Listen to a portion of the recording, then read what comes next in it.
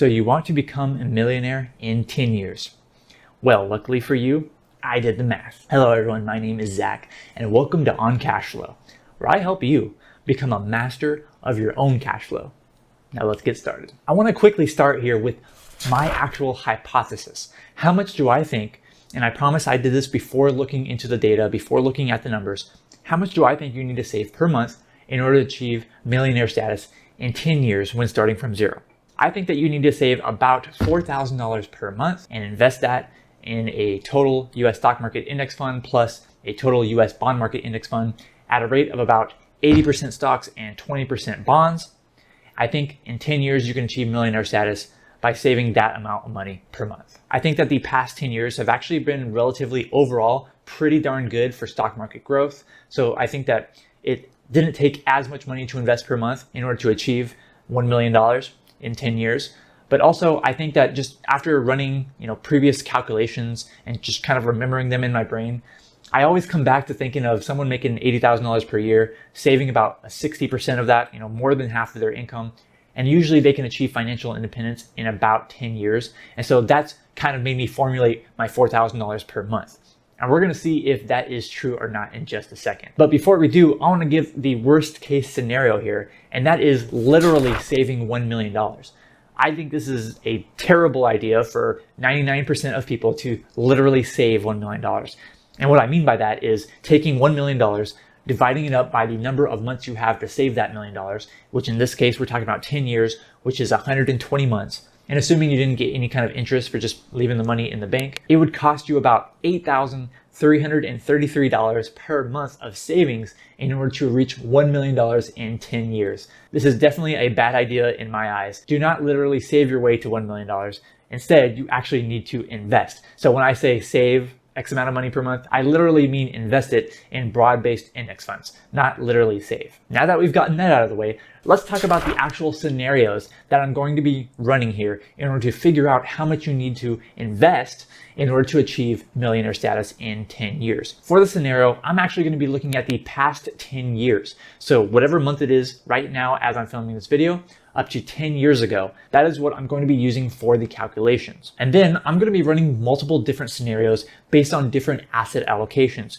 So I'm going to start at 100% stocks and 0% bonds. And these are both going to be US based. So US stock market index fund and a US bond market index fund. I'm going to be starting at 100-0 and going all the way in 10% increments down to 50% stocks and 50% bonds. And then in order to figure out the number that you need to save per month, it's not going to be down to the actual pennies. I'm going to be using $100 per month increments. And lastly, I'm also going to not put an inflation adjustment for the contributions that you make to your investments. So if you start at $4,000 per month, it's going to be $4,000 per month for the entirety of that 10 years. Let's get into it. Actually, you know what? Before we get into it, I just want to say really quick, I have another video, a complete guide to investing your way to financial independence, to achieve early retirement, to achieve regular retirement, that you definitely need to watch after this video because there's so much more to investing that you need to know and be aware about than just the numbers and just the data of the past 10 years. So make sure you stay to the end of this video because I'm going to redirect you to that video and you definitely need to watch that video if you haven't already. Okay, now for real now, let's look at these scenarios here. First, I'm going to start with 100% stocks and 0% bonds. And based on the data, you need to invest approximately $4,700 per month in order to get $1 million in the past 10 years. Looking at 90% stocks and 10% bonds, you needed to invest $5,000 per month. 80% stocks and 20% bonds, you needed to invest $5,300 per month.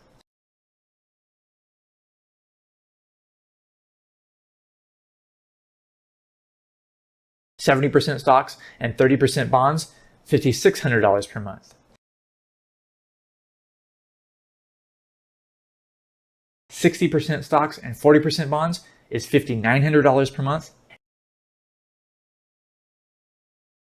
And finally, 50% stocks and 50% bonds, $6,200 per month. As you can see by those calculations, based on the past 10 years of data, the more stocks that you held in your portfolio, the less that you needed to invest per month in order to reach $1 million. And intuitively, this all makes sense to us, right? If you know anything about investments, you know that stocks, they carry generally more risk than bonds do, and therefore they have more volatility. However, usually you are rewarded for that volatility in the form of higher returns in the long run. The more stocks you have in your portfolio, the less you need to invest, and the less stocks you have in your portfolio, the more you need to invest in order to reach $1 million on the past 10 years. And you know what? Investing that certain amount of money per month in order to become a millionaire, it's not necessarily going to work for you today. And that's because you haven't hit the like button on this video. It's definitely going to help you become a millionaire, because then YouTube is going to recommend more of my videos to you. Okay, but seriously, let's talk about my hypothesis and how it compares to the actual results. So my hypothesis was off. As you can recall, from all of the different asset allocations, all of them required more than $4,000 per month. Let me give you some excuses on why I think my hypothesis was off. First off, we have experienced some pretty dramatic declines in the stock market and the bond market in the past year, at least as I'm making this video. And therefore, there are temporarily decreased prices. The asset values are a lot less than what they were at their previous highs. And this is happening with both stocks and bonds.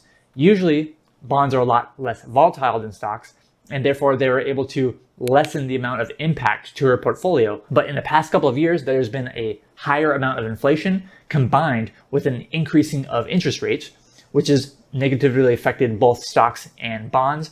And therefore, I think that contributed to you needing to invest more per month than what my original hypothesis would have you believe. Additionally, I think that even though I said I wasn't going to increase the amount of money you invested per month, I think that psychologically, when I think of calculations, I always think of someone increasing their contributions along with their income, just using it as a percentage of their income rather than a set dollar amount. Based on past calculations that I've made, in F.I.R.E calculators and all that good stuff, I think that I assumed always that you're just going to maintain 60% savings rate or something like that. And so the amount of contributions that you make are actually going to increase with inflation, even though for this scenario, we didn't include that. Another reason why I think my hypothesis was off is that I'm human.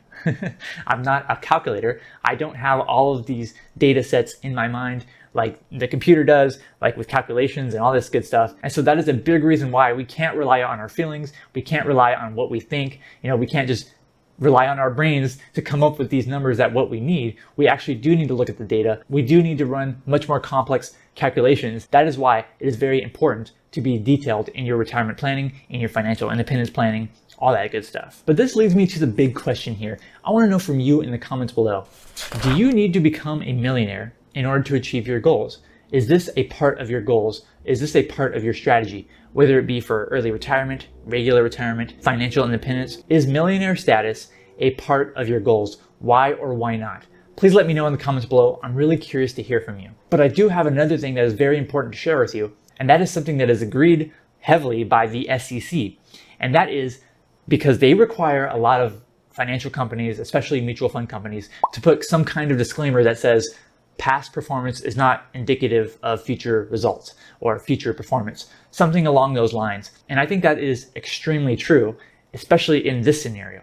So we ran these scenarios based on the past 10 years of data. But guess what? The next 10 years of data are not going to be the same.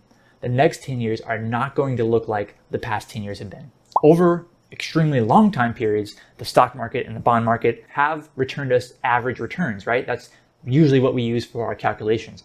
However, in any smaller time period, including 10-year time periods, the returns experienced, the after inflation returns, they've all been pretty much different. And there has been some dramatic differences in 10-year time periods. And so what are the next 10 years going to look like? How much do you need to invest for the next 10 years in order to become a millionaire if you started from zero? I have no idea, and you have no idea either, or else you wouldn't need to watch any kind of personal finance video. The only thing that we can do is do what's within our control, and that is save a healthy portion of our income, make it into smart investments, and then live our life and wait until we achieve our goals, whether that be in 10 years, 11 years, 8.5 years, who knows? But you know what you don't have to wait for? You don't have to wait to watch my complete guide to investing your way to financial independence, because there is so much more that you need to know about investing. If you haven't watched that video already, I strongly suggest you watch that video. It's going to pop up on the screen in just a second, right after I get off the screen. Thank you so much for watching this video. I'm Zach from OnCashflow.com, and I hope to see you next time. Now that we've gotten that out of the way, well, for the scenario, you know that stocks,